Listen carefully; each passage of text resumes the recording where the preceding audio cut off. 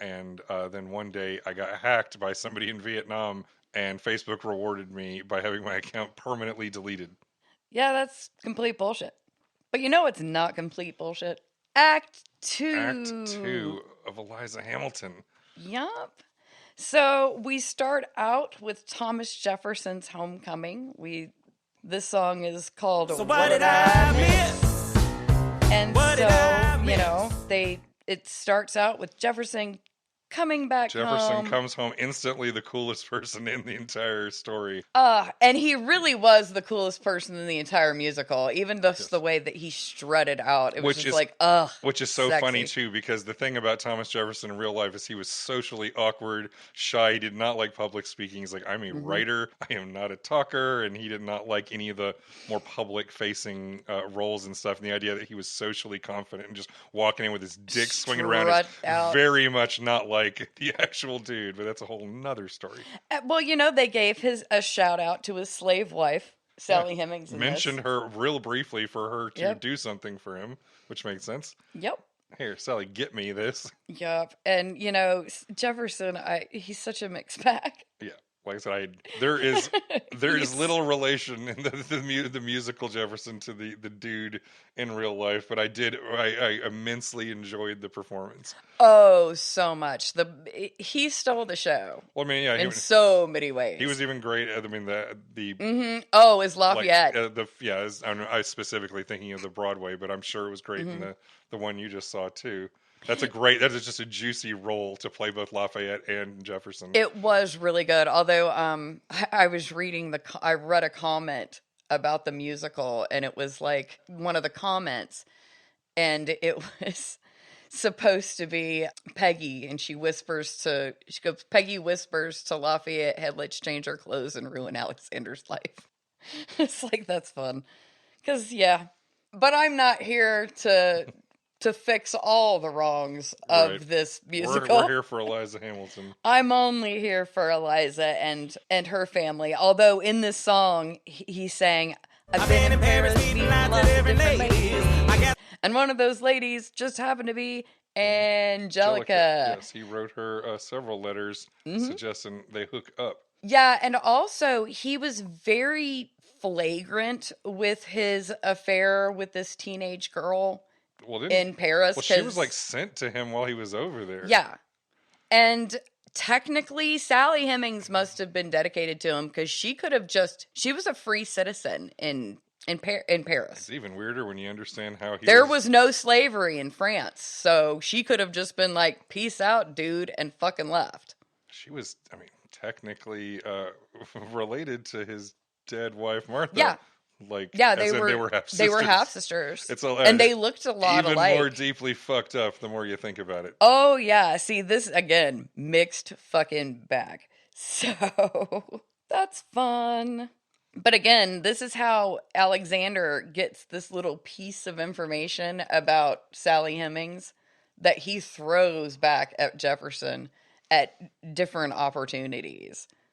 Because, Jefferson wasn't super shy about it, and in case anybody still holds on to this idea that that's just a naughty rumor, DNA has confirmed from descendants of these people that, no, 100% he had children with Sally Hemings. Yeah. But, again, we're not talking about Thomas Jefferson. Yeah, fuck him. Let's move on. Yep. So, we have Eliza and Alexander living in Philadelphia, and he's working at the Treasury. And this is a really, really happy time for Eliza. In fact, the only dark stain on it is, at this point, Eliza lost her best friend, Marie Charlotte Antle. It was a real bummer. So Marie Charlotte gave birth to a little baby girl and immediately died. Ugh. And so Eliza brought Fanny and her sister Harriet into their home and into their nursery and raised the girls for 2 years. The girl's father, Colonel Edward Ansell, took Harriet, but left Fanny. And 2 years later, they both sadly died. So the Hamiltons had already informally adopted Fanny, so she just stayed with their family. Welcome to how much fun it was in the very early 19th century or late 18th century. Now, Eliza and Alexander really had a soft spot for orphans. This is their first, but not their last. Yeah, I mean, Hamilton had a certain... You can understand from his background why he had a thing for orphans. He did, and I guess because of it, he gave her a thing for orphans, and she was a really loving mother. So just more kids to care for just made her happy. Yeah. I can understand that. I am married to someone kind of like that. Yeah. So at one point, they even harbored George Washington Lafayette, friend of the son of Alexander's friend, the Marquis de Lafayette. The most patriotic, Mm-hmm. But yeah, he was like hiding out in America at one point, and they literally harbored him and hid him. Oh, I don't think a lot of Americans truly understand what a genuine American hero Lafayette was. I mean, he went to prison. He was a teenage boy when he decided to throw in with us and throw everything in with us, and he got fucked for it. He got completely and totally fucked for it, and he still didn't have any regrets. Nope. He was a cool fucking dude. Yep, I like me Lafayette. Some Marquis. The Marquis. So soon after taking in Fanny, Eliza gave birth to their next child, a son named Alexander Hamilton Jr., born on May 16th, 1786. Next, we see Eliza sing the song Take a Break. Take a break. And Alexander is writing angelica letters, and he's working so much he's neglecting his family. And we see Eliza teaching her son French and piano.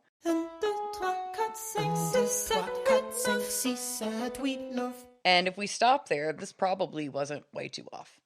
Eliza was a really hands-on mother. She was always with the kids. The biggest, stupidest part of this song was, I have a sister, but I want a little brother.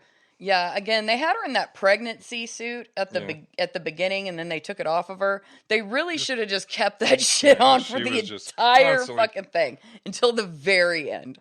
Because the only time in her life that she stopped getting birth was after Alexander was fucking dead. After he died and stopped plugging babies into her every chance he got. Yeah. And I mean, her mom her last child was born when she was 48. Damn. So, yeah, she could have had a few more years. Those good Dutch birthing genes. Mm-hmm. So, in 1787, Eliza sat for her portrait in debtor's prison for one of Alexander's friends. Now, this is the famous portrait with the ribbon around her neck with her high white hair. I do remember this. This is the famous portrait of Eliza, and the next one is her as a shriveled old husk of a woman. Well, it's expensive and a pain in the ass to get a portrait done back then. Mm-hmm. But she sat specifically so she could raise money to earn this guy's freedom. And she convinced other women to do the same. It became kind of a charitable thing for her to do. And she sat there day after day, and this prison scared the shit out of her. Like, this became her greatest fear. She had nightmares about this place. But she still did it. She sat stone-faced and motionless for days on end in this horror place that she could not stand, and convinced other people to do it. And there are certain people who would love to see debtors' prisons come back. And indentured servitude and stuff like that. Gross. Yay. But yeah, this had an influence on her, and probably influenced a lot of her decisions later on in life. Because this fucking terrified her. Debtor's prison was the scariest, most awful thing that she could think of. On April 14th, 1788, Eliza gave birth to her third son and fourth child, James Alexander Hamilton. We can go back to the song Take a Break. Most of the little inaccurate parts aren't really interesting, but in 1789, Angelica did come home for a visit. I'm coming home this summer at my sister's invitation. I was distracted for a second by the fact that he had a kid with the same name as my son, James Alexander. James Alexander. It's a pretty nice name. Shout out to Xander. Okay, and this is when basically all the troubles and all the rumors and all the gossip started. His political enemies were pretty much everywhere. They were numerous, and the fact that Angelica Hamilton and Peggy and Stephen were all wild flirts. Eliza was the tame one. They were all way more fun than she was. Right. She was the mom of the group. always. So they had a fucking grand old time while she was in town. They went to parties and they went to dances. And this is where rumors of an affair with Alexander started. And they were on the dance floor, and Angelica, it's doubtful because there are two things that could have happened. One was that she lost her garter, which is a ribbon that would tie up her stocking so that her stocking fluttered to the ground. And the other one was that she lost a shoe bow. Either way, Peggy, being Peggy, scooped it off the floor and then tucked it into Alexander's buttonhole. And then they had a little flirtatious thing, and Angelica says, "Oh, I didn't know you were a knight of the garter." And Peggy replies, "He'd be a knight of the bedchamber if he could." Saucy. But all of that little bitty flirtation among very close friends is how rumors of an affair got started. And it wasn't just rumors of an affair with Angelica, which they implied in the musical, but also with Peggy. He was rumored to be banging both of his sisters-in-law, which is so incredibly unlikely, especially considering he wasn't just close to the women, he was also very close to those men. But and if they haven't done the Hamilton porn parody. Yeah, that's 3 sisters. Yeah, it's all right there. It's right there with, Thomas Jefferson. What did I miss? It's gross. I refuse to start writing the lyrics in my head. Let's move on.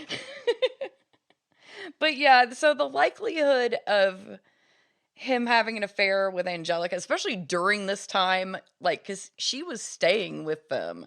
Yeah. And she was also staying with her sister, and they I don't even remember went to her parents. Yeah, I don't remember hearing anything about that particular story. But even from the Chernow biography and even the musical, it never actually suggested that they did anything. It just said they wanted to, and they didn't. It was a flirtation. Like it was this thing, but you're saying it wasn't even much of that. It wasn't serious. No, it wasn't serious at all. And again, these were Eliza's favorite people in the world, and she was indulging. She probably was just like, "Oh my God." Rolling her eyes. Exactly. Oh, my whore sisters are just being obnoxious again. Mm-hmm.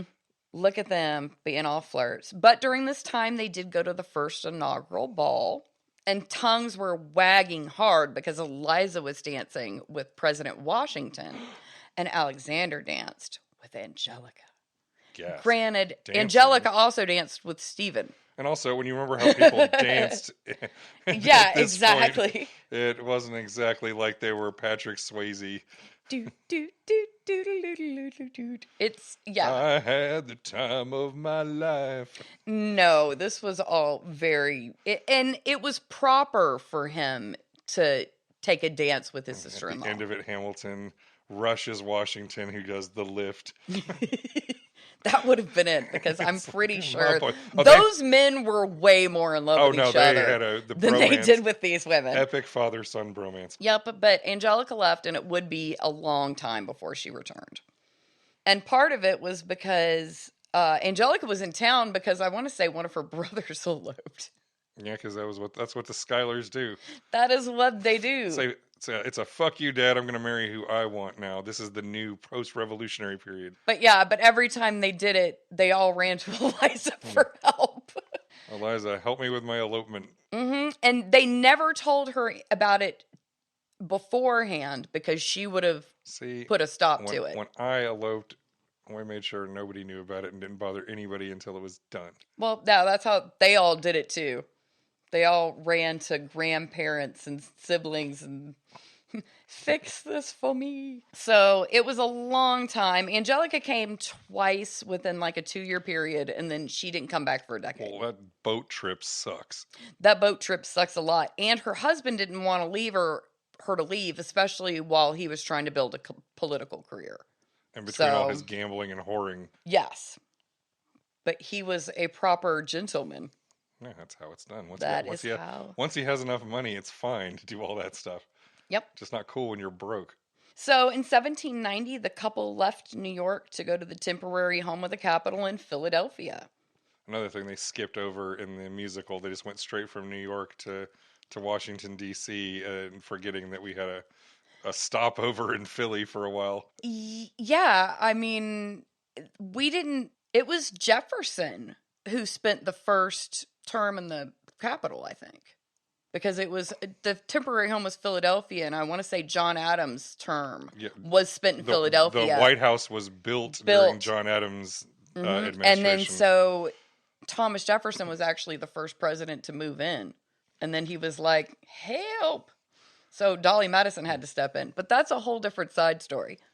Yeah, I always remember that really excellent John Adams miniseries that... the excellent John Adams miniseries that HBO did. I always remember that period where he rides in and there's all the slaves building the White House. Mm-hmm. So Angelica wrote her quote, "Do you live as pleasantly in Philadelphia as you did in New York? Or are you obligated to bear the formalities of female circles and their trifling chit-chat? For you to have at home the most agreeable society in the world, how you must smile at their manner of losing time," unquote. Throwing shade? She was. I mean, apparently Angelica and Peggy were some shady bitches. Well, I mean, it's like they were the popular society ladies. It's like, we're from New York, not the crudeness of Philadelphia. Yeah. I'm assuming they're more fun. So they lived in a rented house next to the Washingtons, who were helping to raise two of Martha's grandchildren. And they had daily play dates, and President Washington would sit in Eliza's parlor reading the newspaper and watching the children play. And this is one of the happiest times in Eliza's marriage. She really did. She loved... the Philly years. She loved living next to the Washingtons. They were her people. She felt very at home with them. And they were able to, their children did dance lessons together. And it's like, because they were raising grandparents. They were raising kids. So it was a really, really nice time for them. And unfortunately, it was short-lived. Yeah. Which takes us to our next song, Say No to This. Mm-hmm. So the story goes, in the summer of 1791, Eliza went with her children to Albany, a trip she took every summer to escape malaria and yellow fever in the city. Because that's what rich people did. They escaped death. Disease season. Yes. And Alexander always had to work. So it was always Eliza going to her family with the children. And they were always stuck there longer than she wanted to be. She was like, I'm going to go for 2 weeks. Fuck this, I'm out. And always she was there for months. And she hated it. This was one of the most vexing and trifling things in her marriage. She hated being separated from Alexander. Mostly because he was a bitch and he couldn't write enough for her. But she did. She hated being away from him. But at the same time, he's like, we got a bunch of kids and malaria is going to knock at least one or two of them out. Mm-hmm. I almost died from it. Look at how sickly I am. Of course, he had to have his annual bout of being just horribly ill. Yeah. It's like, I can't get sicker. Ugh.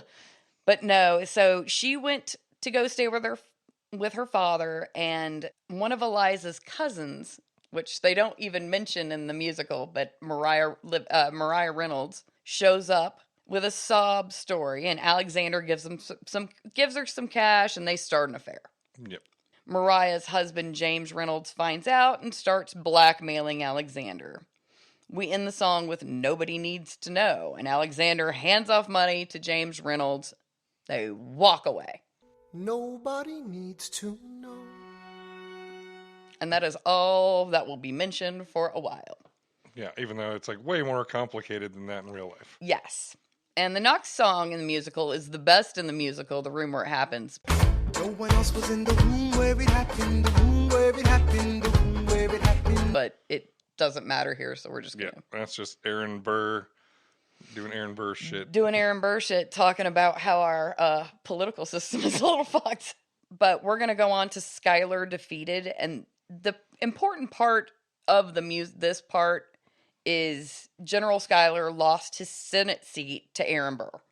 And it pisses Alexander off. And this is where tensions start.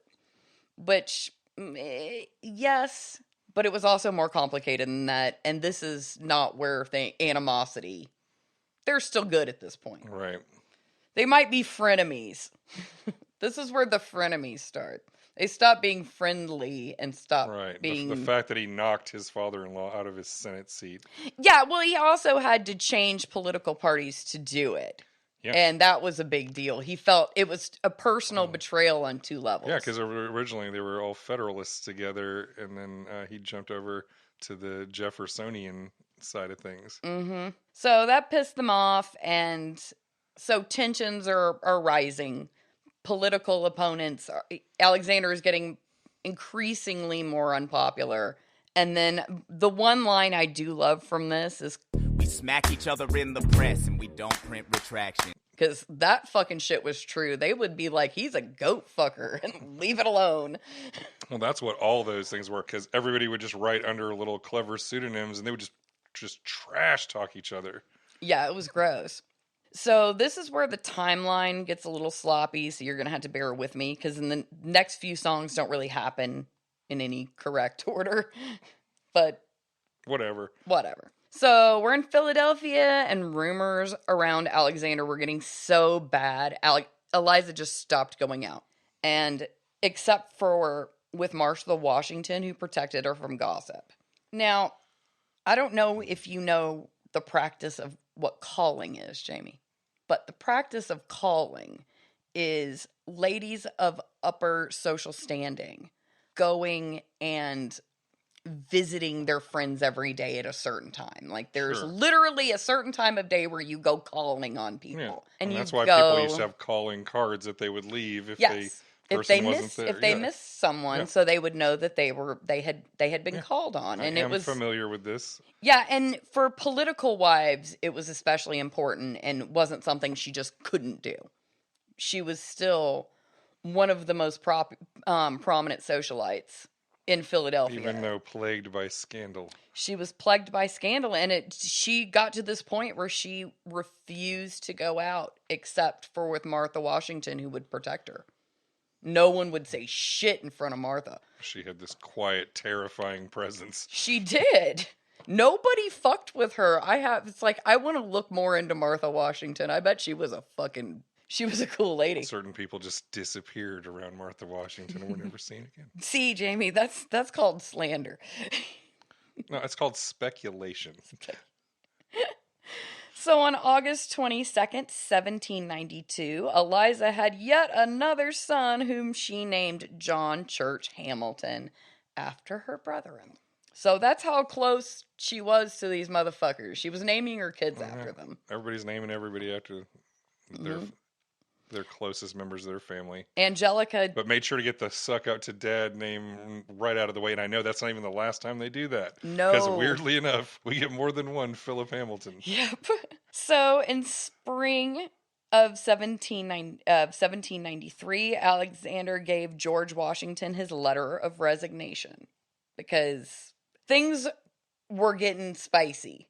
So he gave his resignation, and he was going to resign at the next session of Congress at Eliza's urging. Angelica wrote, quote, "It has been whispered to me that my friend Alexander means to quit the employment of secretary. The country will lose one of her best friends, and you, my dear Eliza, will be the only person to whom this change will be either necessary or agreeable. I am inclined to believe that it is your influence induces him to withdraw from public life. That so good a wife, so tender a mother, to be so bad a patriot, is wonderful." Ouch. End quote. Sick burn. Mm-hmm. But yeah, she was like, yeah, you're not a good patriot, but you're a great wife and mother, so thumbs up. That's wonderful. Even though she was more politically motivated than Eliza. Yeah, I'm so glad you're such a good wife and mother that you want to fuck your country.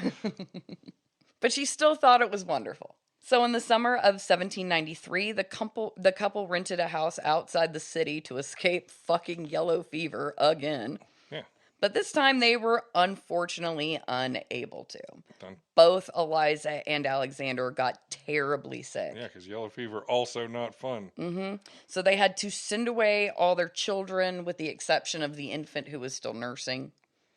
Yeah, how about a quick fuck you to everybody out there who's doesn't want to vaccinate their children. This is what the old days were like. Yeah. The only thing that was fortunate for Alexander and Eliza was that Alexander's friend and possible half-brother, Dr. Edward Stevens, was in town from the West Indies. Yes, and I am familiar with that story too. That was So- another part of the orphan bastard son of a whore that maybe he was the family that took him in after Yeah. after a couple other people died, just happened to have a son that looked just like him.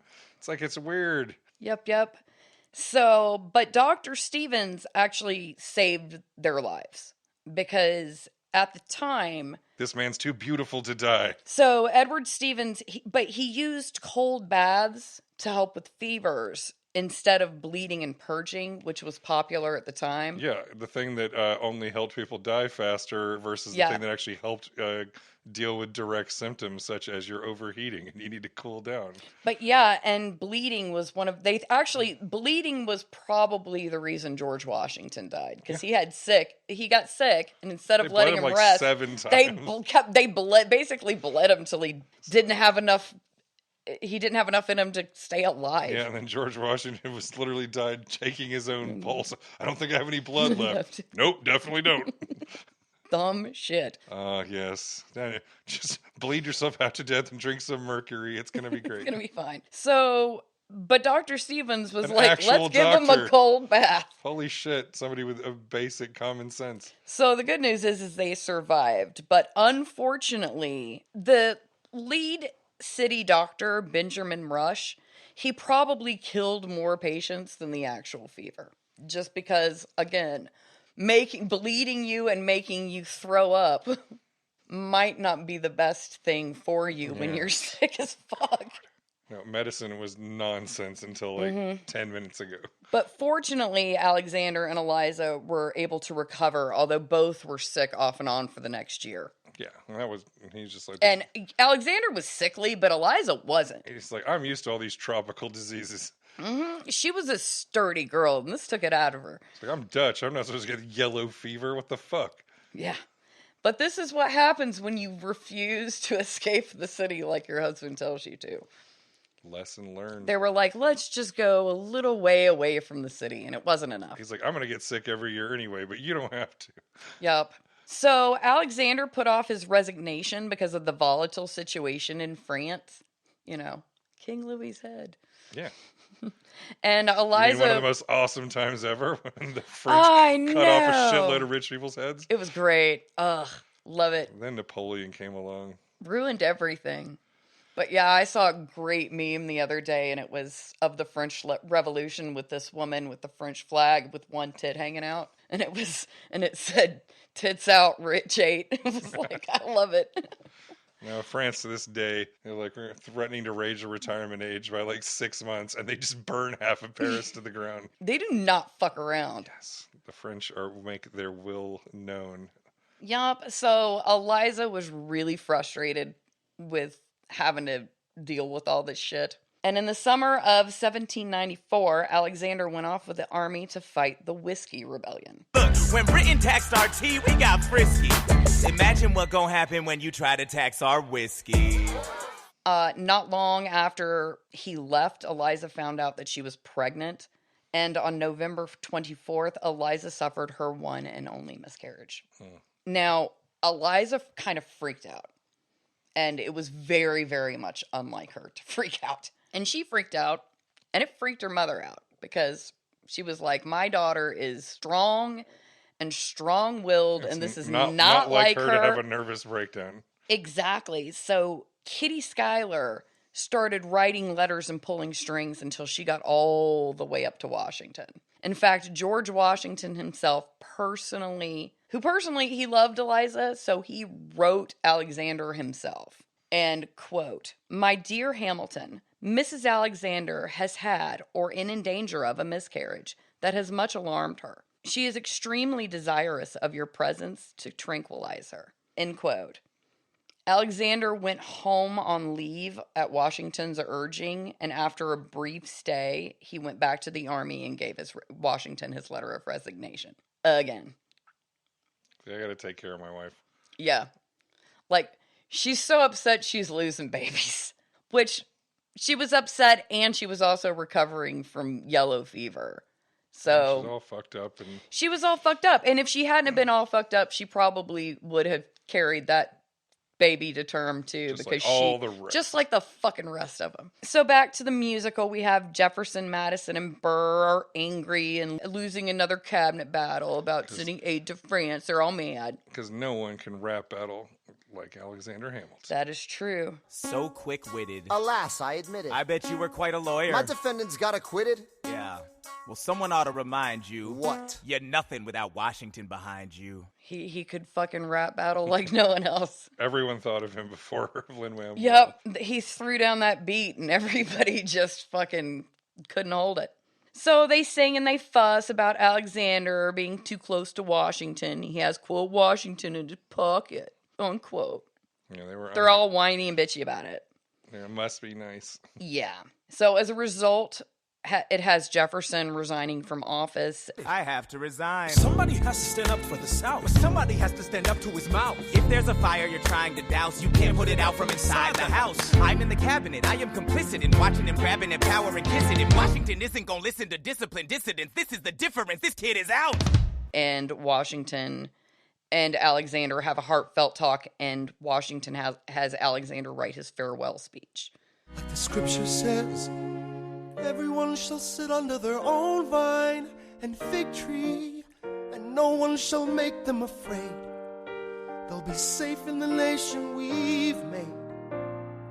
Washington leaves office with fanfare and clapping. Huzzah, he's gone. And also, let's just a quick note that our own, that I found out, actual cousin, James Madison, is just portrayed as a Jefferson wheezy yes man. Yes. Just repeating shit Jefferson said because he got nothing of his own to say. Which is not at all. No. After I found out we're related, at some point we may even talk about Mr. Madison. Mr. Madison. Madison, you mad as a hound, so take your medicine. Mm-hmm. So Washington leaves office, and the next comes up is the Adams administration, and Alexander finally leaving office in Philadelphia. But first, King George strutting out to laugh at the whole thing. Which, I haven't said one word about King George, but he is absolutely my fucking favorite in the entire thing. He pops It's out twice joy. and steals the entire show. 3 times. Oh, that's right. Yeah, he does pop out though. He pops out a 3rd time. But yeah, when he does pop out, it's glorious every single time. That poor man, they're going to eat him alive. President John Adams, good luck. Good luck. Mm-hmm. Because he's like, yeah, George Washington had this like presence, and John Adams is just this wormy little guy.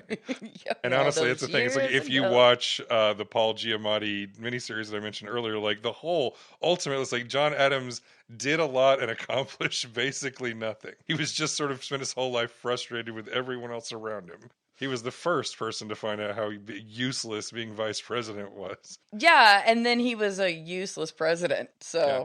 And then Hamilton. And then he blamed everybody else for his bad administration. It was somebody else's fault. And he was a bitch. And called Hamilton a racist name, too. Very racist names. Yeah. He was a piece of shit. But anywho. A Creole bastard was implying that he was a half-breed because he's from the islands. Even though, I'm sorry, you look at Hamilton's portraits. He was very white. He was about as white as you could fucking get. Yeah, when they said he was Scottish, it was like, that tracks. Because he was like raised in the West Indies, but it looked like he hadn't seen sunlight ever. Even though, as we portrayed it, the Scottish dude may not have actually been his dad. His mom was a little wild, but she had a hard life. You know what? Sometimes fun women be like that.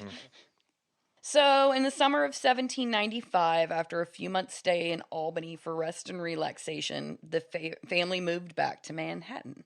Family Anthill, who had been with the couple for 10 years, went to go live with her older sister at this point. So her married sister took Fanny off, and Eliza was sad. They lost their little foster kids. Yeah. Kid of the two, yeah.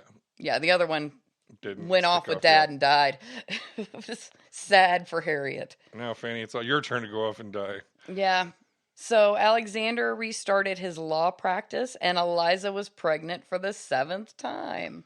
I'm just getting started. Mm-hmm.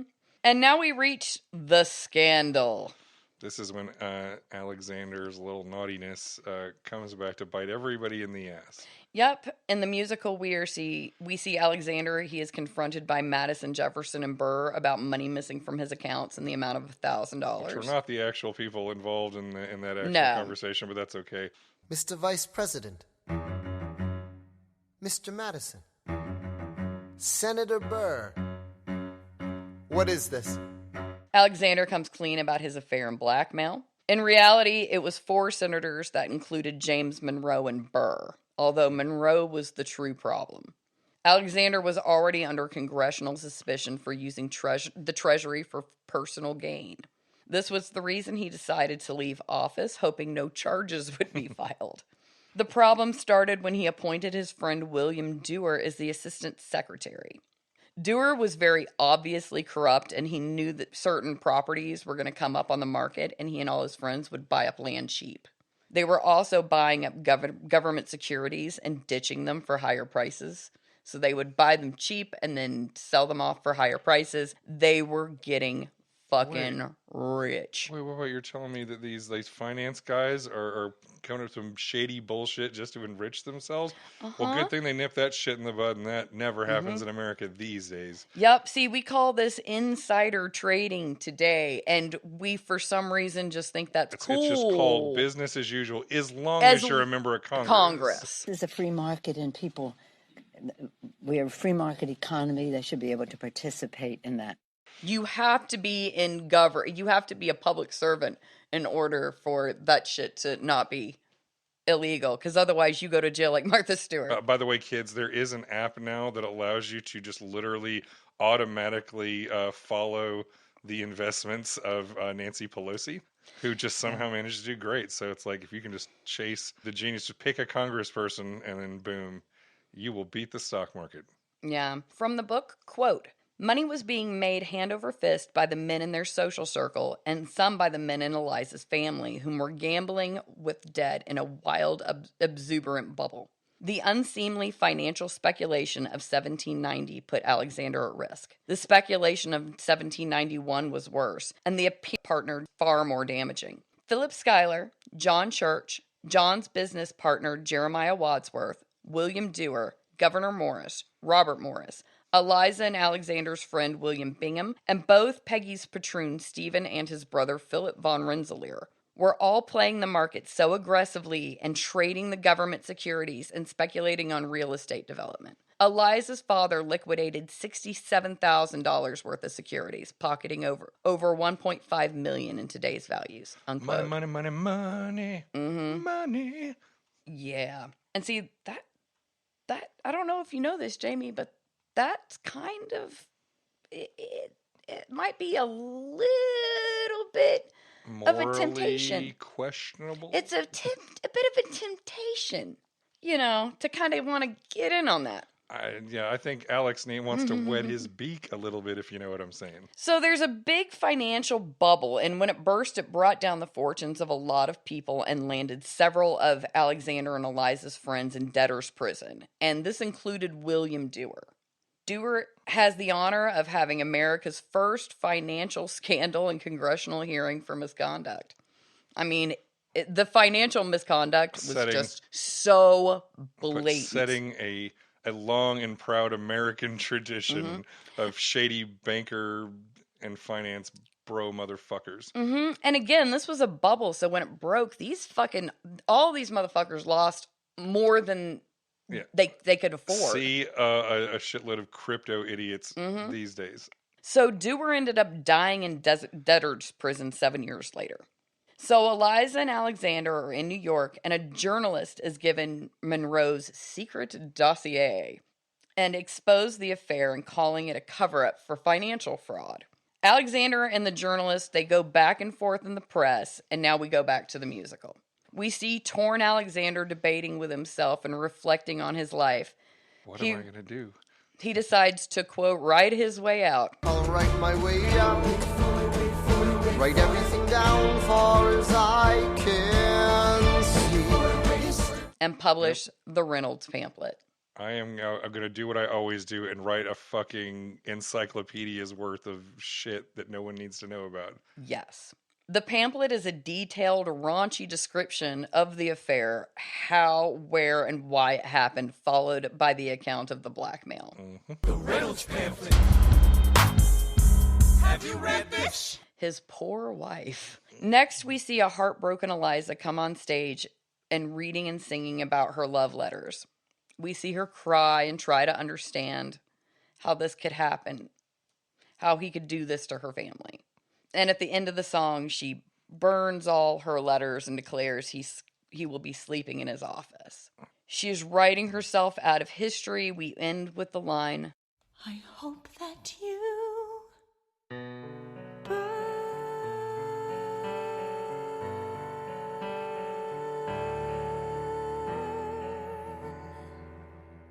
and this is the most logical, reasonable, and it's just, this fits.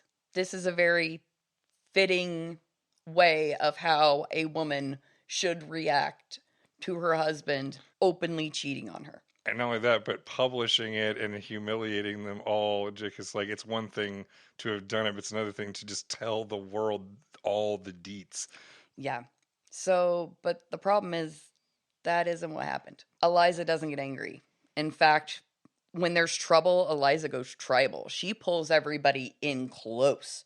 She holds her family even tighter together than usual. Yeah, and it's again, we're like applying our modern standards of marriage to like, you know, important people at this time period.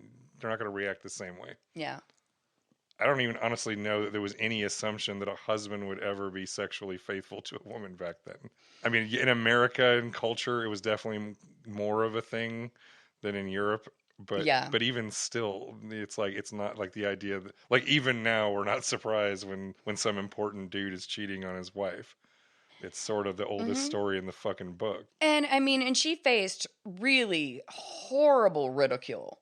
I mean, they were like, why does she stay with him? It's like, first of all, yeah, of course she would stay with him. Where else would she go? You didn't leave your husband.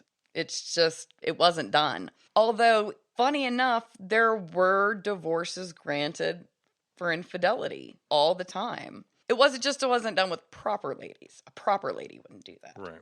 So, the one thing we do know is that Eliza did. She burnt all of her old love letters. It's like, no one gets to see these. The question is why? Why did she do it? It certainly implies that at one point she was pissed, because that is the thing you do when you are pissed and you feel betrayed. I mean, there's no way to know for sure, you know, what her motives were, but it's. I mean, the two that I can think of, one would be, you know, an act of anger, a symbolic, I'm going to literally burn all these things because obviously this, you know, yeah, or it's the idea that she was hiding details and things. She's covering up. Yeah. What if the affair is a ruse, Jamie? What if she wasn't a scorned wife? What if she was an accomplice? Yeah, what if it was a financial crime and this was the way? This was the way to get them out of it. To get out of it, keep and Eliza, the money. And Eliza didn't care about the idea of infidelity. She cared about debtor's prison. I've been there, and it Fuck sucked. Public scrutiny. She was like, no. So it's possible that she helped Alexander cover up his financial crimes. And part of it might have been by using her love letters as a template. One of the things that they said was the writing seemed inconsistent, that some of the letters, some of the words in the letters were spelled wrong, while other more complicated words were spelled correctly. Now, granted, sometimes people just do be writing like that. Right. Especially for not formal correspondence. Yep, but what if? So conspiracy theory time. Let me put on my Alex Jones. Like, all right, so what if they were gonna, you know, cover up a crime here by like pretending he was cheating on his wife and they were in on it the whole time and kept the money? Yes. And what if instead of being heartbroken, she was being calculated? Yeah. I mean, savvy lady. We saw her burn the letters, and that may have happened, but she might not have burned them for the reasons. Well, if there's no, indication that she ever got upset at him that we know of, and she burned it, once again, that's, like I said, the two things were either anger or cover up, and so you're on team cover up. I am on team cover up. Now, granted, the Reynolds pamphlet was written while she was out of town, and if she had been in town, she might have been able to influence him. Don't fucking do this, you dumb shit. And it was one of his biggest regrets in life. Right after he published it, he was like, this is dumb. Wait a second. So her and her family were trying to round up as many of the pamphlets as they could get a hold of. That's too and late. Then his enemies started republishing Yeah, it's like them. it's the moment and it's out. It's like putting something on the Internet. It was once it was out, it was out. You can't get your nudes back. I'm sorry. Yeah. So evidence suggests she might have known as early sometime in 1792. Okay, so James Monroe always thought that the affair was a cover-up. Maria Reynolds also denied the affair and was willing to testify about it to Congress, stating that Alexander and her husband were in collusion on insider trading scheme. She claimed that Alexander would use James as a proxy for land and stock speculation. She even divorced James Reynolds, using Aaron Burr as her divorce attorney. Now that... under charges of fraud, infidelity, and falsely destroying her character, which was not in the Ron Chernow book. Burr, you're a better lawyer than me. No, none of that. I am just this slutty chick in a bad marriage. He said, my husband's doing me wrong, beating me, cheating me, mistreating me. And she's like, no, you don't get to say that I'm just some tramp doing all this, blaming me when it was my husband and this dude and doing some shady They financial were doing some shit. shady shit. And Yeah. I'm already aware of a couple, it's been a long time, so I can't remember the details, but I remember after the musical, I found out about certain records that came up that showed that Hamilton was in a number of very shady-ass business deals because he was out to enrich himself. Mm-hmm. He was a climber. He was a climber, and even though they have, they were like, oh, obviously this affair, and they accused him of sleeping with hookers and all kinds of women, there was actually no evidence of Alexander being unfaithful to his wife. None. Yeah, ever. Also, it wouldn't be surprising if he was either. It wouldn't be Especially surprising. when he was off with the army and when they were separated at times, it wouldn't be unusual. But yeah, whatever. But at the same time, I mean, the bitch was always pregnant, so he couldn't stay off. So which is better, cheating husband or prototype for every member of Congress we've had since then, minus a couple little gems. Yeah. So James Monroe, Aaron Burr heard both sides of the story, and they said they believed Maria. They found her innocent of infidelity. James Reynolds dipped out before charges could be filed against him. And it literally, the day Alexander was, oh, I have letters. Don't mind me. Meet me later, and you can see. I'll have these letters for you. Give me a week. Give me some time. And the first thing he does is run off and goes and warns James Reynolds. His business partner, potentially. Yes. This is interesting. Okay. So, yeah, James Reynolds dipped, and they never heard from him again directly. And literally in a court of law, she was found that this shit didn't happen. Did not happen. She was found innocent. I didn't do it. This is all bullshit. James Reynolds' business associate, Jacob Klingman, also was willing to testify as a witness. Several times, Jacob came to the house and saw Alexander and Reynolds exchange money. He also claimed Reynolds confessed to him about the fraud. Now, Klingman married Maria soon after his divorce was granted, so there is doubt in that corner. Yeah, he's also not necessarily a reliable witness. Exactly. God, everybody in this story is shady. Yep, but let's consider Eliza. Except Eliza. She seems all right. Her fears didn't include public scrutiny. Her biggest fear was debtor's prison. And she witnessed the awful conditions firsthand, and she would do anything to protect her loved ones. And again, this wasn't even just about Alexander. It was also about protecting her father, her brothers-in-law. Her whole family, or all the dudes in her family. Exactly. So it is very possible that Eliza was a willing participant in at least the cover-up of these scandals. She's like, I will endure humiliation if it keeps everybody I love safe out of prison. Got it. Yep. This wasn't a great time for Eliza. Yeah, either way, it's not great to be. It's not great. And she was pregnant, and Well- her one big comfort during this time is Angelica finally moved back to the U.S. She's always pregnant. Always pregnant. I'm telling you. Angelica was always pregnant too. I'm telling you, these bitches just stayed. They had one on the boob and one in the belly at all times. And others running around after them going, Mom! Yeah. Mom! Broods of children. So Angelica moved back to Manhattan and built a big mansion not far from Eliza. So the sisters got to be together a lot.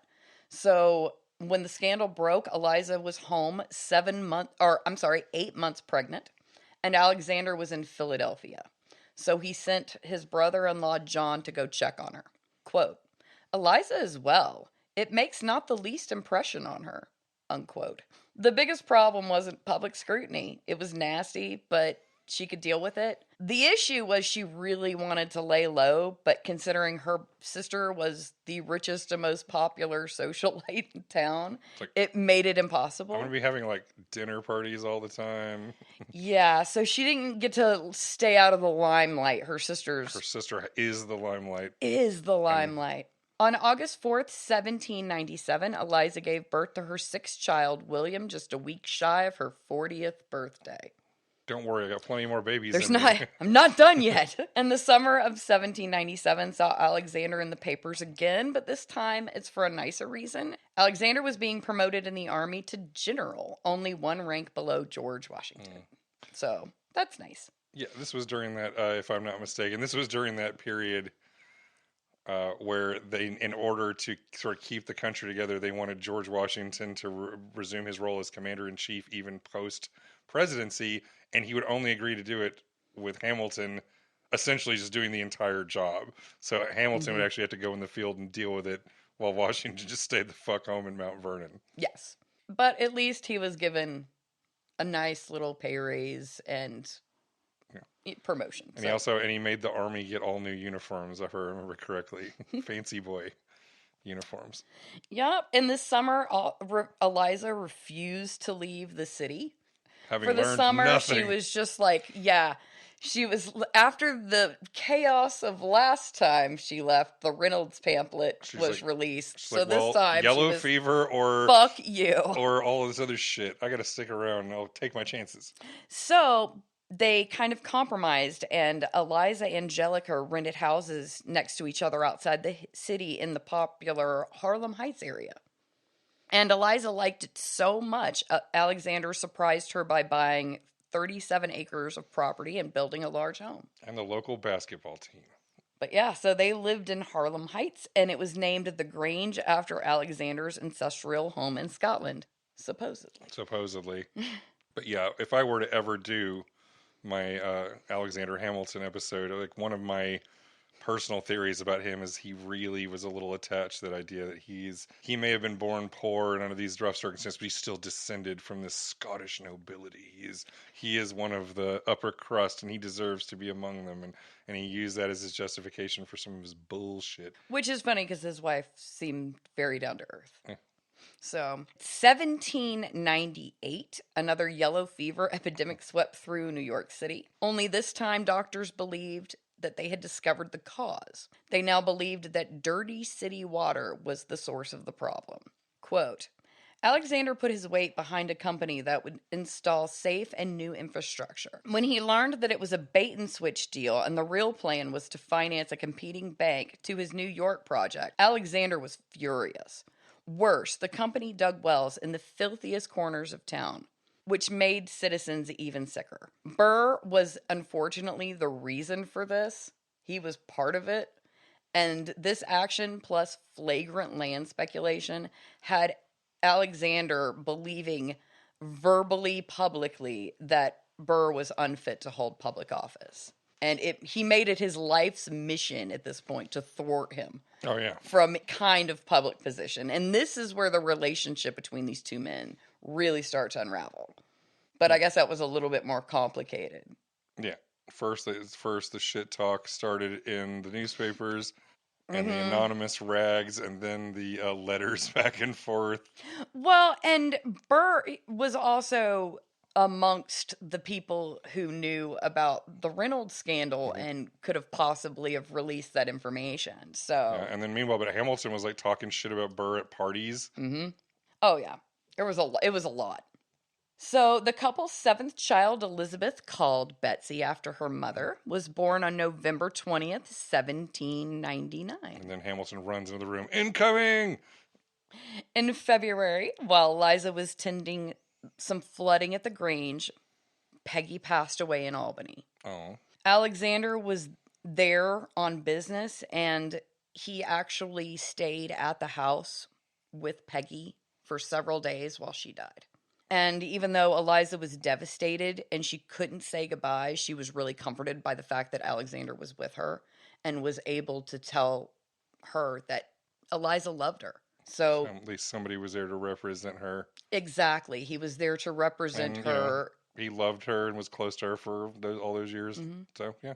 Yeah, and That's again, nice. he was also close to Stephen. The coolest Schuyler sister has now passed. Yeah. And Peggy, poor thing, she had like problems with childbirth. Like she had 3 sons named Stephen. Only one of them. She kept giving birth to Stevens. Like, I'm gonna get one of these. I'm gonna get one of these Stevens right. But I mean, she would give birth to children one after another, but then they would die. Not uncommon. Not uncommon. So she had a real problem with that. So Peggy died, and they were sad. But back to the musical, we reach Below Us All the Way. This song follows young Philip getting into an argument followed by a duel. This is pretty straightforward. Philip and his friend Price were attending a play when the boys got into a verbal fight with James Eaker. They arranged 2 duels, the first between Price and Eaker, ending with no bloodshed and handshake. Philip, with the help of his uncle John and loaning him his dueling pistols and helping him write the letters, goes to the duel and is shot in the groin. Yep. And I mean, he's actually shot in the groin, and while he's falling, the bullet exits into his hand. So Philip was taken to Angelica's house, where after an intense night of pain and delirium, he perished while being held between his parents. Mom, I'm so sorry for forgetting what you taught me. My son. Yeah, he was just a kid. He was 19. He was 19 years old, and they laid him on a bed, and Alexander and Eliza had him on each side, and they held him and each other until he passed. It's Quiet Uptown is a sad-ass song, and the reality is even more dark and tragic. Philip, you would like it uptown. It's quiet uptown. He is working through the unimaginable. Alexander had to be physically escorted. He was so upset. He did not take this one well. No, and Eliza was even too upset to attend. Like, she couldn't even go. The worst part of all, Angelica, the couple's oldest daughter, whose mental health was always fragile, completely broke. Angelica went back to a childlike state where her brother was alive and would sing songs from their childhood. It's impossible to diagnose her, but it was believed she had schizophrenia, and she never recovered after her brother's death. Oof. So this is this unseen character of the musical. It's just a tragic little story. Yeah, and so Eliza essentially lost 2 children. The funny and most ironic part of the musical is in this, and there's the line, I know there's no replacing what we've lost. Yeah, Philip died on November 24th, 1802. The couple immediately got pregnant. She gave birth for the 8th time. It's Philip too. And the 8th and final time, and she named the boy Philip. Yeah, but that's what their family did. You just kept It is what you did. Keep naming them until they stick. Yeah. Maybe you won't get shot. And soon after this, Eliza lost her mother in 1803. Kitty died. So we lost Peggy, Philip, and Kitty. All kind of She's in a rough stretch. She's in a rough stretch. Can we get back to politics? Please. Yo. During this time, we have the election of 1800. In our musical, we see Burr lose to Jefferson because of Alexander. This enrages Burr, leading to a duel. This is a simplification, and it's inaccurate. Burr's biggest grievance with Alexander wasn't the endorsement of Jefferson, but also ruining his chances to run for governor of New York in 1804. Yep. No, Hamilton just locked Burr out as best he could. Yeah, he did. He made it his fucking mission, and Burr at this point knew it. But then they started sending these letters back and forth that are like volumes. I've actually read the entire exchange between these two men, and it was like, but the funny little song back and forth was cute, but it just barely even scratches the surface. I have the honor to be your obedient servant. A.Ham. A.Burr. Of like Hamilton writing these 60-page letters. In spring of 1804, Eliza was awoken in the early hours by a loud banging at her door. The visitor was Burr, in desperate need of $10,000. Alexander gathered up his friends and helped raise the money. In hindsight, Eliza thought shooting Alexander was a really shitty repayment. That's one way to get out of having to pay him back. Motherfucker. Well, yeah. I guess he couldn't have... But Alexander wasn't even the main donor of that. They had much richer friends. Right. He was just the one who could convince them. It's like, I hate you, but, when one of our rich bros needs some money. Yeah. So, then we stand, Alexander. We hawkin'. Dawn. Guns drawn. And our story continues with a sweet exchange between the couple. Alexander writing a letter and Eliza asking him to come back to bed. She leaves him while he sings, Best of wives and best of women. Just something he did say in real life in a letter. Then Alexander meets Burr, and on their final exchange, Alexander takes one last look back at his life before raising his arm to the sky, being shot. He aims his pistol at the sky. Wait! I want to read an insert for the last letter that Alexander wrote to Eliza. If it had been possible for me to avoid the interview, my love, for you and my precious children would alone have been a decisive motive. But it was not possible without sacrifices, which would have endeared me unworthy of your esteem. I need not tell you of the pangs I feel, of the idea of quitting you and exposing you to the anguish I know that you would feel. Nor could I dwell on the topic, lest it unman me. Fly to the bosom of your God and be comforted. With my last idea, I shall cherish the sweet hope of meeting you in a better world. Adieu, best of wives and best of women. Embrace all my children for me. End quote. So yeah, that's sad. Yeah. But yeah, I do remember I read that letter. Now Alexander, he's been shot and he was taken to the closest home available to him, which was his friend Governor Morris's house. Since it took several hours for Eliza to get to him because she was all the way outside the city at the Grange. So he told them to break the news to her slowly. So at first, she didn't even know what was fully going on. But in fact, she was almost the last to know, since there are already mobs of people looking for Burr to either fucking hang or beat him. Yeah, I mean, he had to go on the lam. He did. He had to go on the lam hard. And again, let's not forget, at the time, he was vice president of the United States and president of the Senate. Mm-hmm. And it was illegal. Dueling was straight up illegal. And maybe when you're vice president, you're going to go shooting somebody. Mm-hmm. Jesus Christ, Burr. Yeah. When Alexander finally passed, church bells rang all over the city to let the citizens know. And then Burr says, fuck! Yeah. And he beat feet. Eliza joined a crying Morris outside in the garden, and she asked him to pray for her death and then take and raise her children for her.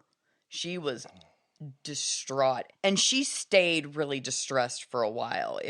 It's like the only thing that kept her going was she fucking had to. Losing her son, then losing, and then and the daughter losing it, mm-hmm. and then her husband dying. That's a lot. It was a lot. And Eliza was strong, but she really did. She was forever lonely, and she always missed Alexander. So, bummer. And now we are at the end of That was the beginning, but still not the end. Because our musical alludes to some of her achievements and that she lived another 50 years. I live another 50 years. years, it's not enough. So we'll talk about that. Right, because, it's the musical was Hamilton's story, not Eliza Hamilton's story. The good news is because we don't also have to talk about Alexander's story. It's going to go a lot faster. Yeah, his story is officially over at this point. Yeah, and again, his biography was 36 hours long, where hers was 11. Well, he had this very documented life, and she burned a lot of the letters that would have given her a lot of extra. Not even just material. her letters. Her family burned letters around that time as well. It's all very sus. Yeah, because it's as if they were covering up a massive crime. Yeah, exactly. Instead of just, this affair. It breaks my heart. Burn, burn, burn all the documentation. Yes. So Alexander left his family in dire financial straits. There was a large mortgage on the Grange, and their debts were a lot larger than their assets. And the couple had very little in savings. So he left her fucked. Who's going to commit the crimes now? Yeah. Well, and they were expecting him to live for another, and work for another couple decades. He was the founding father that started really fucking young. Yeah, he was only in his 40s when he died. Yeah. Younger than me right now. Every other founding father gets to grow old. Yeah. And so hopefully I have a little bit of juice left. Yeah, I mean, I just hope that I die before the fall of society. We'll see. I'm not ready to live in the Mad Max future. No, I'm not. I'd rather just keel it. I'd rather keel over now, but that's just me. So on August 6th, 1805, a meeting was held on Eliza's behalf at the Bank of New York. Oliver Wolcott, Edward and William Tillman, plus 35 other men donated funds to help support Eliza and the children. Eliza was a very busy single parent, and when she wasn't dealing with the older children's work and school, she was raising the younger. The children's ages from this point were 2 to 20. She remembered what it was like to not be pregnant. And fortunately, daughter Angelica was doing well in the wake of her father's death, so it was at least one less thing off her plate. So Eliza just relied on her father for emotional and some financial support. And they were looking to start writing Alexander's memoir. But then on November 18th, 1804, Eliza lost her first love, her daddy. The old coot. She lost her sister, then she lost her kid, and then she lost her hubby, and now she's lost her daddy, and she's pretty much just feeling pretty alone right now. At this point in life, her dad wasn't expected to live a whole lot longer. Yeah. But still, not great. It's not great. It's really bad, in fact. And to make matters worse, she then got into a bitter inheritance battle with her siblings. Of course. Mm-hmm. Well, some of the biggest problems were one of her younger brothers and one of her sister's husbands. And they insisted that he had given her this large sum of money, which Eliza never received. So they were trying to take it out of her inheritance. So now you already got this. You already got this. And she was like, what the fuck I did? So well, I just checked. Let me ask me. And yes, after consulting with me, I decided that that's what happened and I get the money now. Yes. So it was a long and bitter battle, and it kind of divided the Schuyler siblings into two factions, those that were with Eliza and those that weren't. Probate court, always a good time. And so at the end of it, it left her with $15,000. And Eliza was depressed. The good news is $15K, it was a lot more back in, the early 19th century. Yeah. It reached a peak when her beautiful house, the Grange, got put on the auction block for $30,000. Oof. What Eliza didn't know was that her friends and relatives bought the property and then sold it back to her for the $15,000. And because of this, Eliza and her children were able to keep their home. Yay. Widows not getting evicted from their homes is good. Yep. Throughout the course of their marriage, Eliza and Alexander took in children and orphans in need. And now Alexander was gone. Eliza did not stop taking in children. Which is good. That helps make up for the fact that home was bought with a bunch of crime money. Well, unfortunately, that money wasn't bought with a bunch of money at all. It just had a large mortgage. So I don't know how many crimes the people who donated it to her committed. They were all like New York bankers, so probably a lot. All of the crimes, yes. So a lot, I would assume, but I have plausible deniability on that front, so. But at least she was helping kids. Yup. So she was a warm and loving mother, and she just took in kids. At first, she took in 2 of her nephews whose mom had died, and so her brother needed some help, and she took in a couple kids. And she took in some more. And she kind of started throwing herself into charity work. And the charity that she joined was the Society for the Relief of Widows with Small Children. And then she would go on help raising funds to open up an orphanage. I established the first private orphanage in New York City.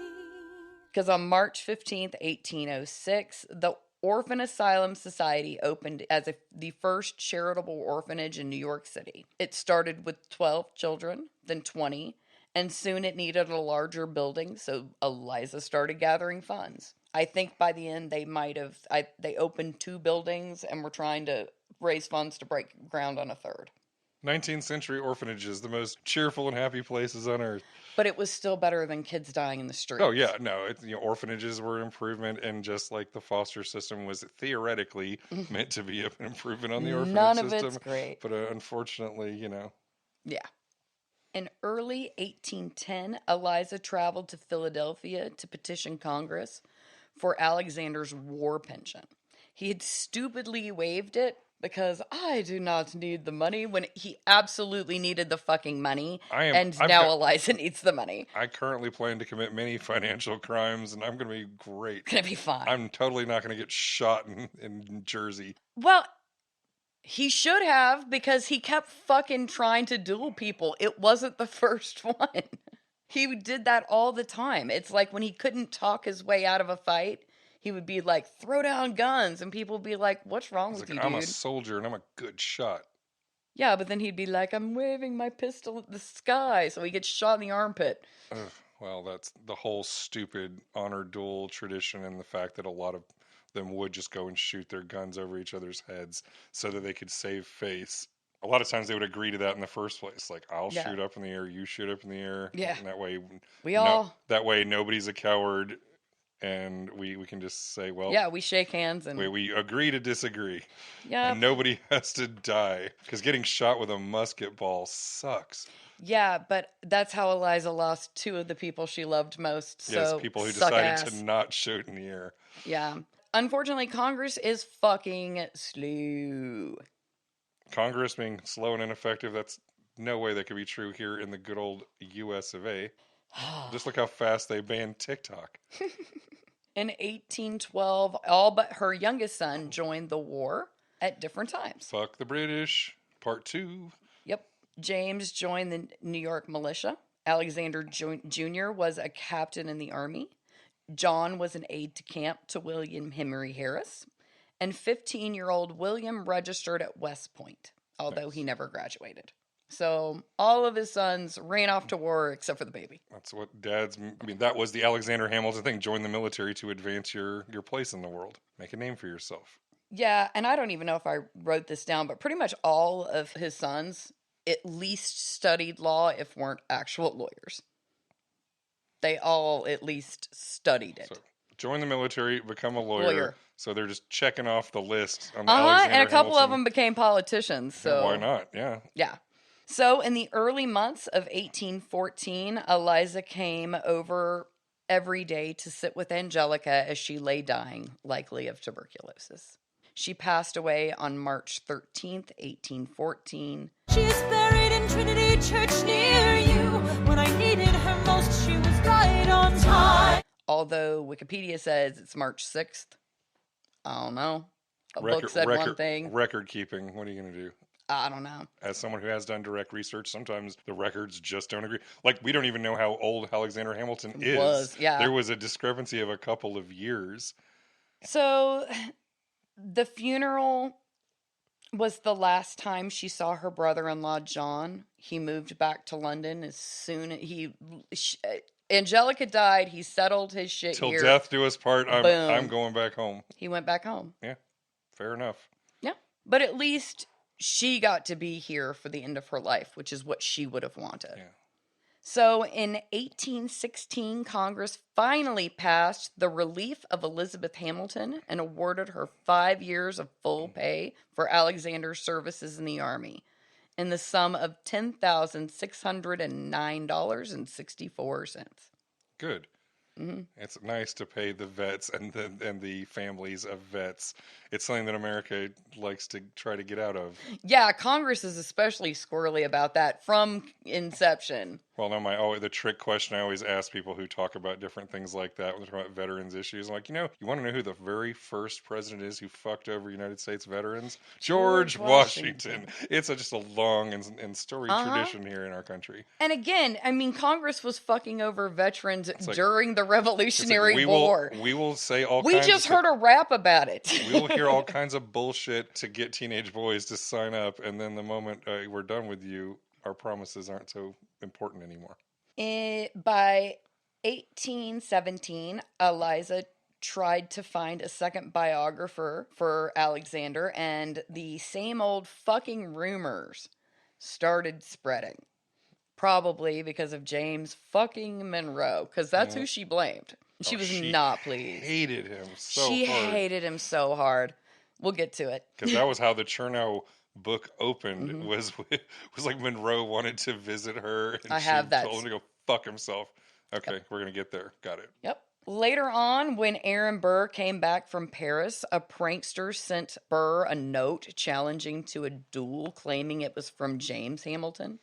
Only written confirmation from James denying the challenge prevented violence. Like, what the fuck are you talking about? Yeah. So she could have. You already shot Dad. Yeah, you already shot Dad. Fuck you. But that was the thing. James was like, no, I don't want to challenge you to. What the fuck? So, didn't happen, but people were. That was something that was happening, and often. The Hamiltons were. They were getting punked. They're all lawyers. They're not interested in shooting old men in a duel. Yeah. So Eliza became first directress of the Orphan Society in 1821. Before she was the second directress, now she is the first directress. She would often bring home children from the orphanage when it was at full capacity. She just didn't turn away children. She just literally scoured the cities looking for little urchins to take in. It's a hard knock life. And raising money to help raise these kids. So her biography told the story of Eliza being brought this little boy while she was standing outside of this home being burnt down. The firefighter brought her this little boy that killed both of his parents. So Eliza took him home and kind of cared for him until there was a spot for him in the orphanage. And then even then she was really hands-on and later paid for his education out of her own budget, her own personal family budget. So she really at this point was like, wow, we're raising, because the kids were learning things, trades, right, and in the orphanage. And so she decided that education should be the next accomplishment on her big list. Let's help kids by teaching them how to read and shit. Yep. So Eliza opened up the first free public school in Harlem Heights by donating a parcel of land and raising the funds. Nice. The woman was a fundraising machine. Public education. Who would have thought? Mm-hmm. So in early 1830, Eliza sold her home, The Grange, for $25,000 and purchased a 5-story brick house on St. Mark's Place in New York City. Angelica, her daughter, was moved to a lunatic asylum not far from the house.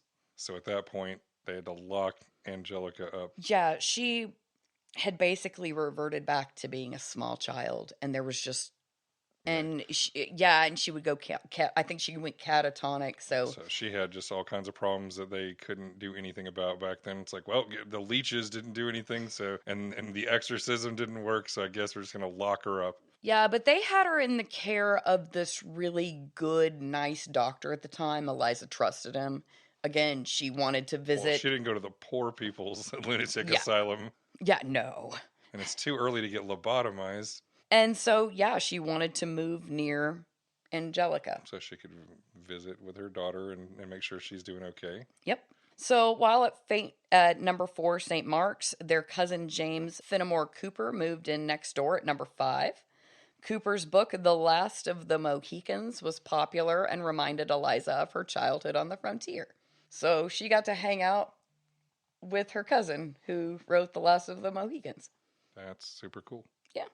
In 1833, James Monroe came to visit Eliza at number 4. She was in the garden when he arrived and was not pleased by the uninvited guest. She met him in the front parlor and glared at him. He said, quote, "It has been many years since we have met. The lapse of time has brought its softening influences. We are both nearing the grave, when past grievances may be forgiven and forgotten." She interrupted him. "Mr. Monroe, if you have come to tell me that you repent, that you are very, very sorry for the slanders that you circulated against my dear husband, no lapse of time, no nearness to the grave makes any difference." End quote. With that, she walked back to her garden without a second glance. She might as well have just put up 2 fingers while walking out of the room. That's awesome. No, Bitch was hardcore. No, that was when I read the biography. That was the kind of the opening scene of the book. But then they didn't follow up with her doing or being anything else. Well, it was that idea that she was so devoted to her husband that she would not only continued all of his works, but and try to continue his memory, but literally would hold a grudge on his behalf for 50 It wasn't straight years. holding a grudge on his behalf. He made her life fucking miserable. Yeah. It wasn't about Alexander. It was about her. But again, I don't expect fucking misogyny to understand that. And there was so much misogyny in that goddamn book. Oh, yeah.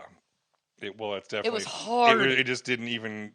It grated against my soul. It just literally didn't even consider the female perspective, not even once. It didn't even exist. And is not a defense of that, but at the same time, the source material that he's working from, all those documents and primary sources, none of those give a shit about the women either. You have to really work at it. And the biographer you had to read, I mean, they had to work around the fact that she burned a shitload of her correspondence, and we'll never know. Like I said, the truth that she may have been involved in a shady financial crime cover. For the record, I love that scenario. I love the scenario that she was like a fucking accomplice of a cover-up than being the sad, forlorn wife.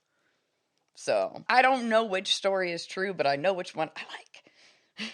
So, in 1834, the first installment of Alexander Hamilton's biography came out, written by John Hamilton. They had tried to find a biographer, and Eliza hated all of them, and finally just made John write it. You do it, yeah. The nerdy kid. That was her nerdy bookish kid, so that was the one she made do it. In 1834... Completely unbiased source. Yes, unbiased source, John Hamilton. John Hamilton with his mother standing over him the whole time. Biography or love letter? Yeah. You decide. Because that's how I felt about Ron Chernow's biography. It wasn't a biography, it was a fucking love letter. He loved him. He loved him so much. It was not unbiased at all. Well, there's no such thing as unbiased. Yeah, everybody has to pick their perspective and their take on things. The idea of unbiased is a myth in journalism and in history. No. Also, in 1834, Aaron Burr's new wife caught him in flagrante and asked Alexander Hamilton Jr. to represent her in court. Ooh. Yeah, so he married this wealthy widow. And she wasn't a well brought up lady. She was like raised in a brothel, and she married well, and she was shrewd, and she made a bunch of money. And so Burr married her for the money, and immediately started cheating on her with younger women. And so she was like, "Fuck you." Not only did she want to take him to court, she wanted Alexander Hamilton Jr. to do it for her. So I literally want you to have to face Alexander Hamilton. Yes. And as a fuck you, he filed the motion for divorce on the anniversary of his father's death. Burr suffered a stroke during the proceedings, and his soon-to-be ex-wife gave not one single fuck. Hell yeah, lady. You literally are killing the guy. Yes. And she was like, whatever, proceed. And the divorce went on, and she was awarded her divorce in 1836 Burr died on the day judgment was decided. Oh, that's sort of beautiful. See, that makes Do me you like that? That makes me want to do the Aaron Burr episode even more, knowing that that's how his story ends. Yes. Because he sucks so He much. sucks. Because that's another thing. The musical sort of is a soft It's apologist for Aaron Burr. It's like, yeah, I did some questionable things, but it's just because of these reasons. I also was an orphan. No. I just was a rich orphan. No, he was a fucking piece of shit. Yeah, he sucked. The only good thing I can say about Aaron Burr was he was one of the earliest like public feminists and out of the founding fathers set. The only one who like the idea that women should have the right to vote in like the year 1800. But he was such an unlikable douchebag that his opinion probably made things worse. Yeah, and so he really did love his daughter, who just died at sea, probably murdered by pirates or sunk in a storm. Murdered by pirates is good. Yeah, I like that one better. When James took a trip to Europe, his mother gave him several letters to deliver. One was to Prince Charles Maurice Talleyrand.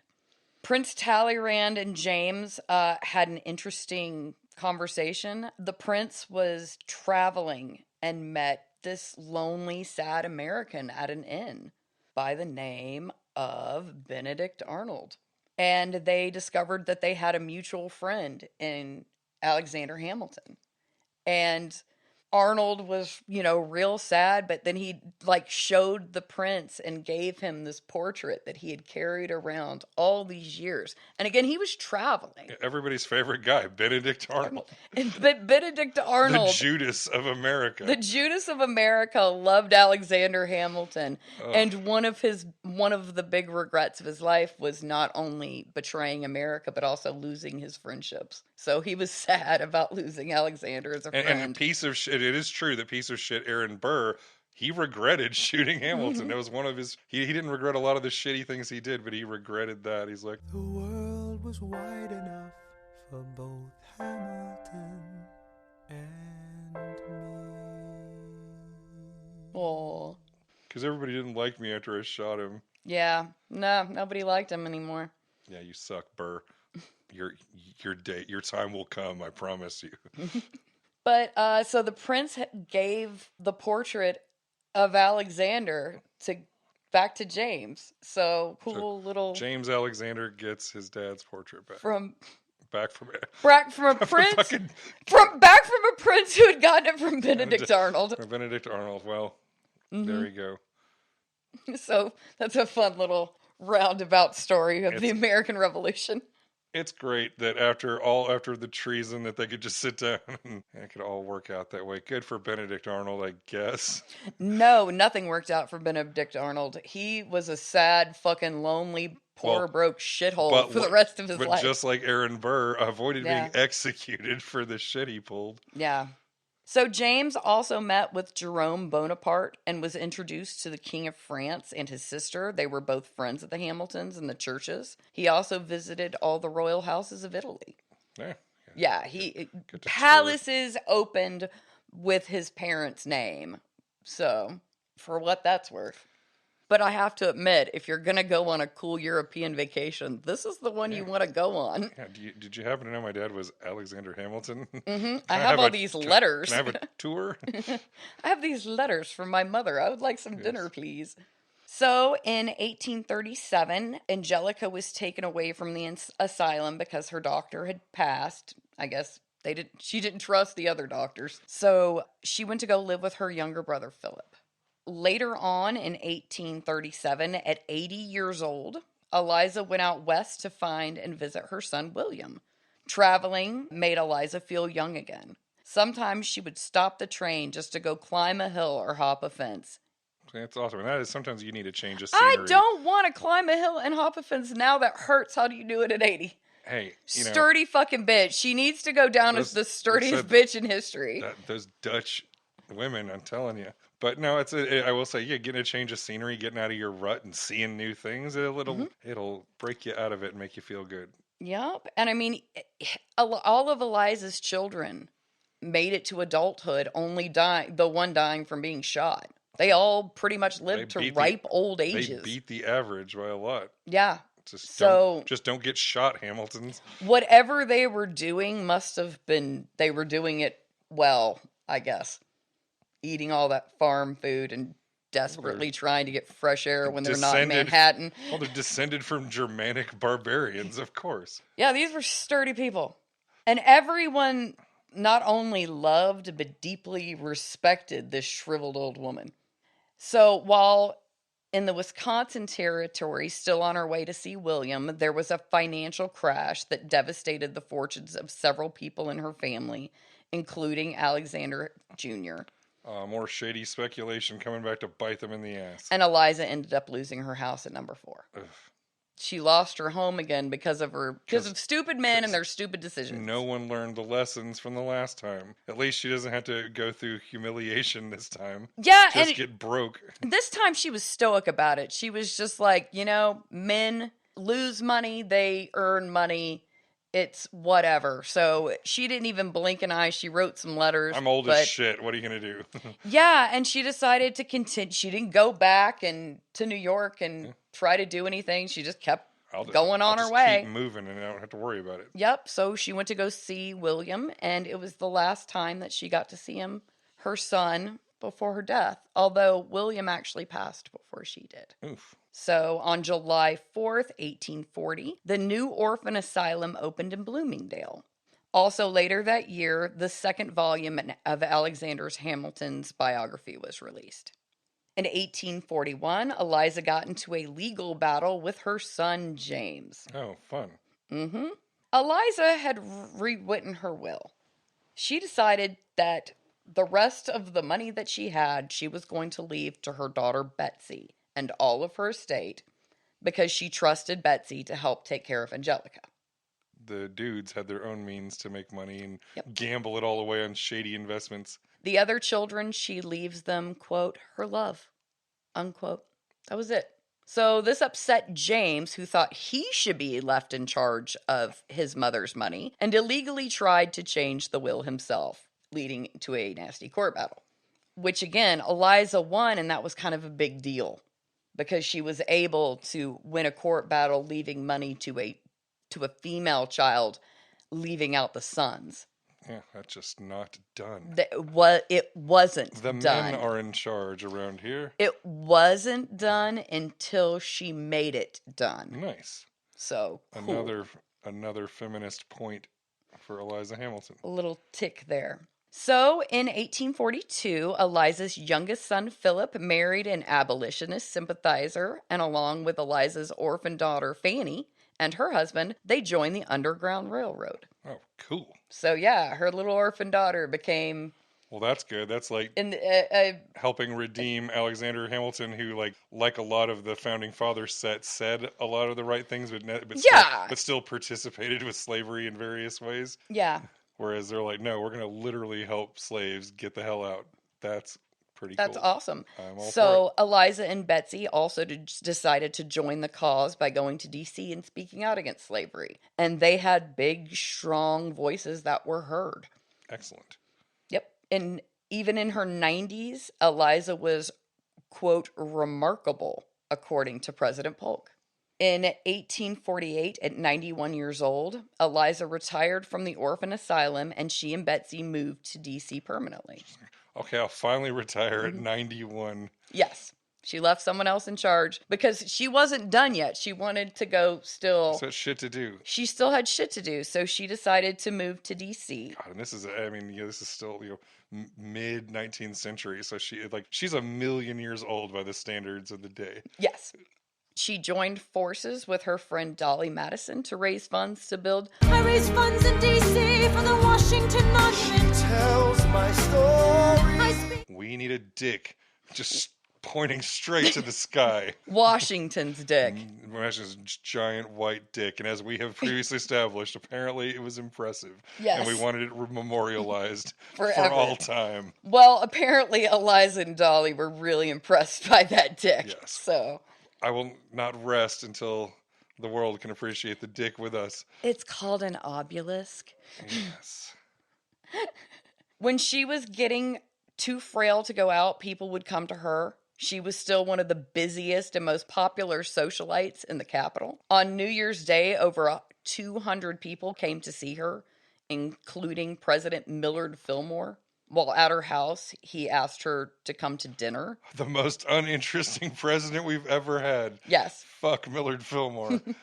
And so she went to go dine with the first couple at the White House, and Mrs. Fillmore gave Eliza this honorary seat at the head of the table. Because seating arrangements are important, Jamie. Yeah, some people care about this They shit. care about that shit.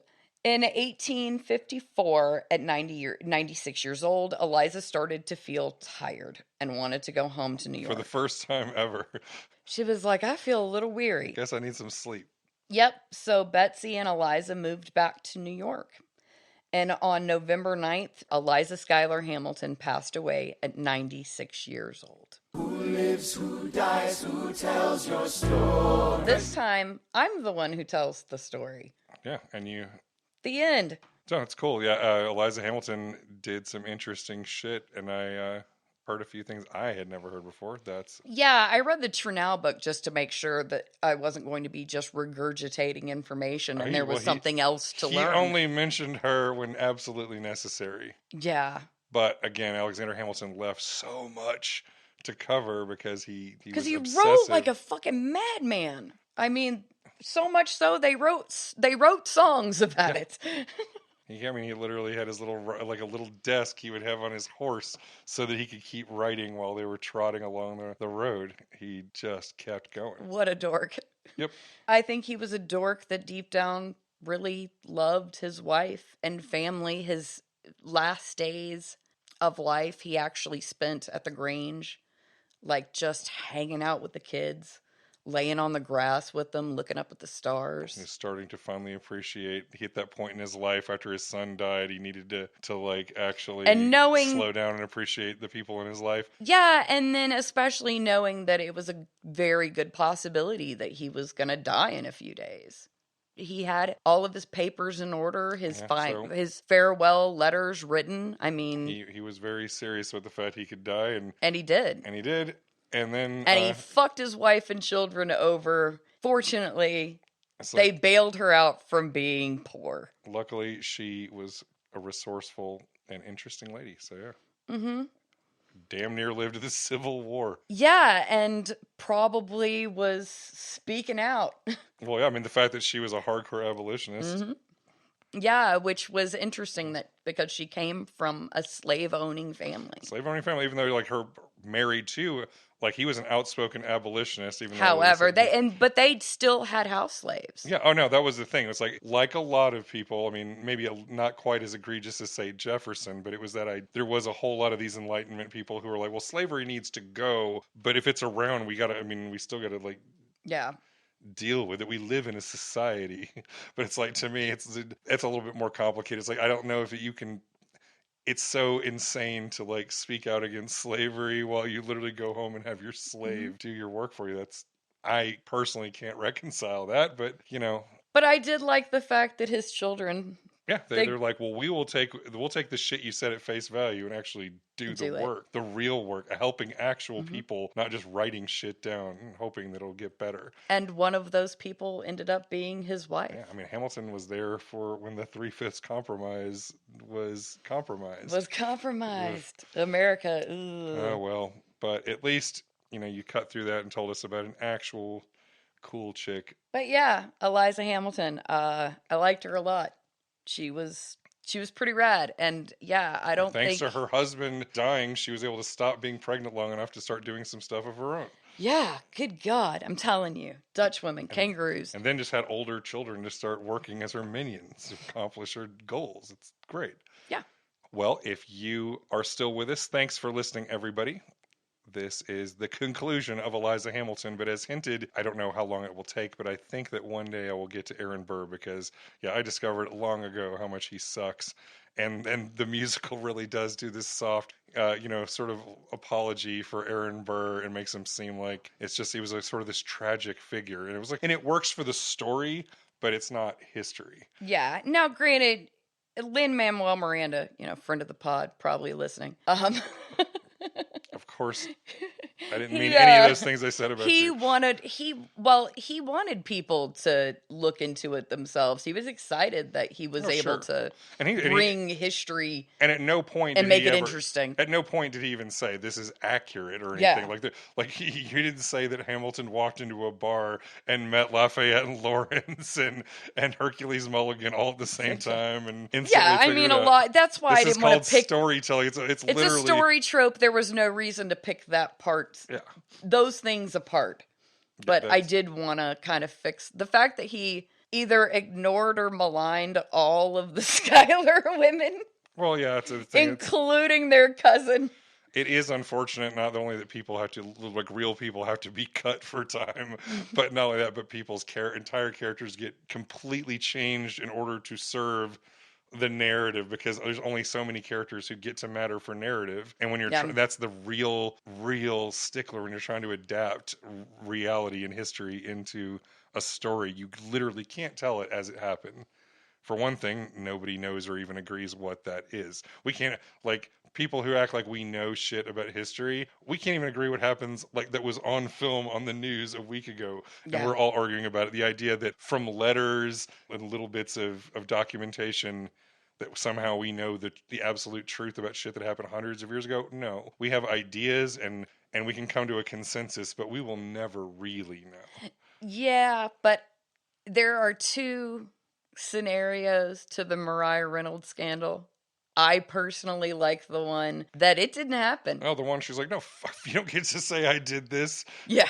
And then she proved it in a court of law. That's maybe my favorite detail. Yeah, and that's the detail that was left out. So she also was a maligned woman. Yes, exactly. She's like, you don't get to say that I am some hussy just because my husband, an adulteress. Because my husband was up to some shady shit. Not cool. Not cool at all. So yeah. But what is cool is you going to chainsawhistory.com and looking for the ways you can support the show. Check out our back catalog. You can support us through a direct subscription. You can go on our Patreon, or you can just give us a one-time tip. But we would love to help get our expenses covered. Costs us a little bit of money to host the show and the books and documentaries we buy and rent in order to do our research. And one day it'd be nice for this to like buy pizza or something.